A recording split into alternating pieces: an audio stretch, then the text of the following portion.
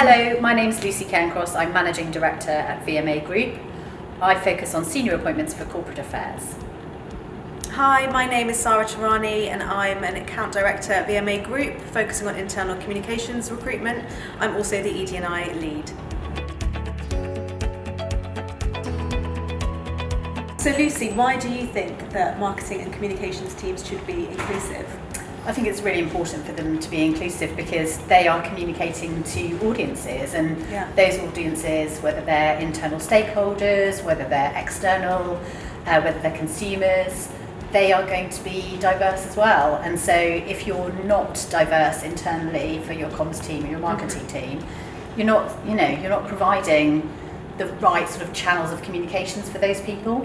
So I think it's got to reflect the audience that you are actually speaking to. Absolutely. And we're a diverse nation, so you need to do that. I agree. And I think as well, with communications and marketing teams, there's a lot more diversity of thought when you do have a diverse team, which can only be a good thing as well. Absolutely, I agree. Were there any surprises for you through the training, or anything that you didn't really know beforehand?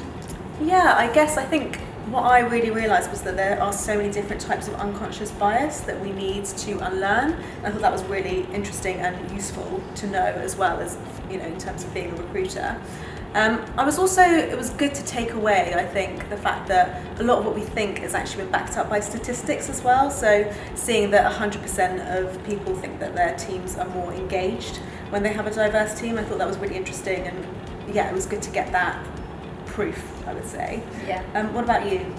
I think one of the areas was around disability for me. So I think it's a huge challenge in terms of hiring when it comes down to disability, and it's sort of it's unspoken about. It's probably the area of D&I that people find the most challenging to tackle, and it's clearly a huge untapped workforce. And I think that's something that I didn't really recognise before, that there was the ability to be able to focus one's recruitment more positively in terms of discrimination, just with that characteristic alone. Yeah, I agree.